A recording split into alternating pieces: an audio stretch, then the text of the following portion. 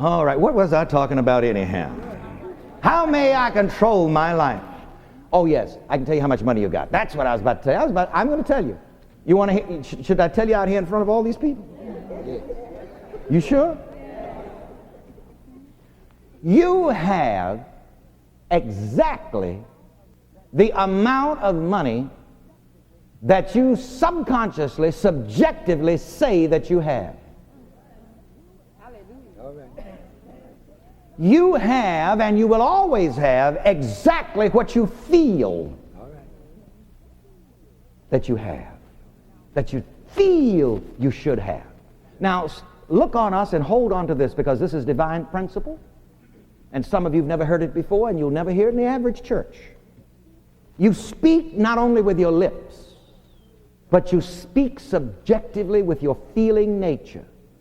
You are always saying who you are to the Father in your heart, in your gut, in your feeling nature. And just whoever you say you are to the Father in your feeling nature, the Father gives you what matches exactly what you say.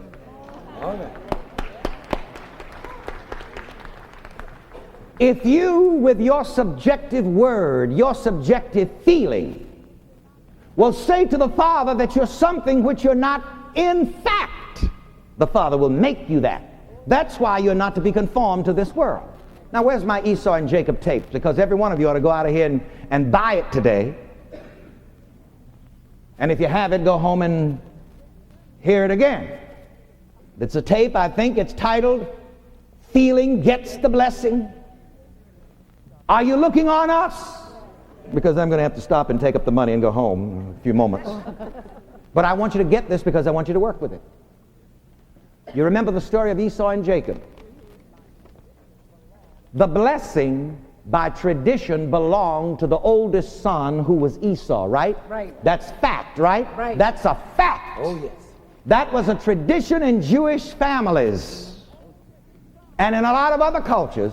The oldest son got everything. He inherited everything from the father.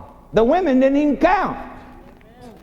The oldest son got everything. When the old man passed on, then the oldest son became head of the family, and he was supposed to be fair with everybody else. That's fact. But the younger son, Jacob, decided, I sure would like to have that blessing. You see, he willed. Will you?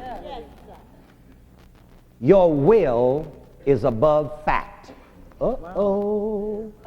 What did I say? My will is above fact. You see, your will is above your sickness. If you get your will going and you will to be healthy, your will is above your sickness. Your will swallow up your sickness. Your will swallow up your poverty. Jacob wanted that blessing. So he got with his mother, which tells us his inner intuition. That's his mother. You see, all of us have a mother within us. Our Catholic brothers and sisters understand this better than you Protestants do. They call it the Blessed Mother. And they're always praying to the Blessed Mother. You see, Protestants don't understand that, and they criticize that because they don't understand that. But in every mind, there's the father and the mother. You see, when the Bible talks about something, the Bible only talks about one thing, but it talks about it in many different allegories and symbols. So Jacob got with his mother, intuition.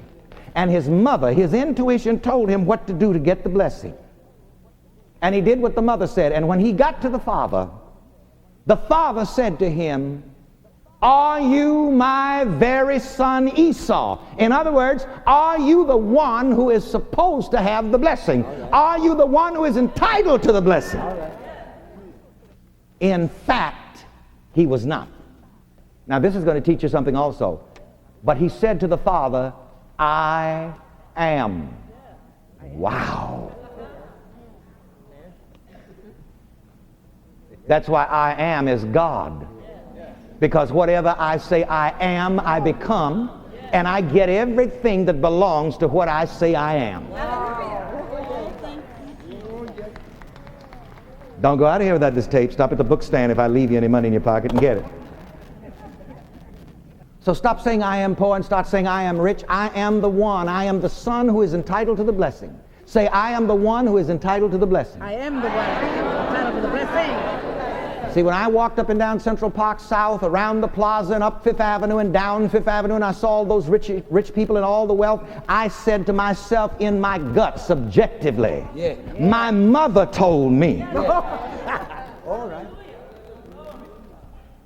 son, you're entitled to this. Oh, but the father wants to give it to somebody. Son, you're entitled to it. All you have to do is make yourself feel like you're the one who's got it. All right. All you have to do is go to the Father and tell the Father, I am. Oh, Lord. You want to be well? Go to the Father and say, Father, I am well.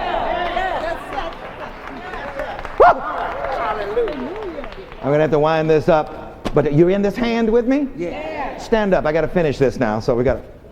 All you have to do is go to the Father and tell the Father that you am what you want to be. And the Father will make you that. Oh, yes. I stood outside of the Plaza Hotel looking through the windows at the crystal chandeliers in the Edwardian Room back in the 50s with scarcely a dime for subway fares, seeing the rich, elegant ladies and gentlemen dining on pheasant under glass, eating Chateaubriand, washing it down with Dom Perignon.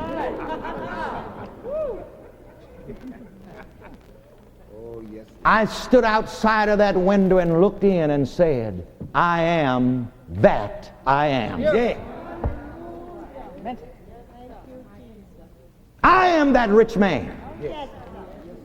I am that man that's got the Rolls Royce and the chauffeur waiting for him outside.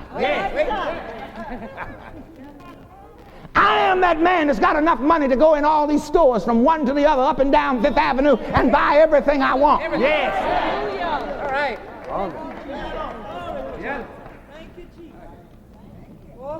I don't know how I'm going to make it through the 4 years of study and school here. I don't have the money, but I see that I am the man getting my diploma. Who are you talking to? You're talking to the Father. Every time you think, you're talking to the Father. That's why as a man thinks, so is he. Whatever you tell the Father you are, the Father will make you that and give you everything that belongs to that. My.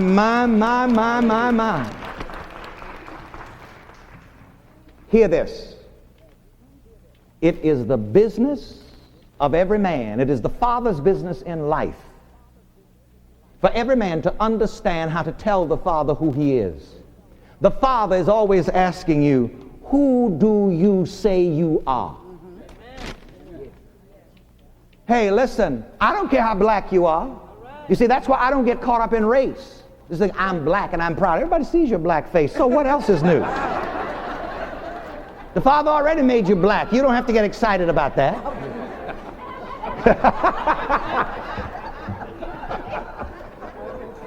I mean, tell the Father something else. You don't have to prove to anybody that you're black and you're proud. That old account has been settled long ago. Your behind was, you were black when you got here.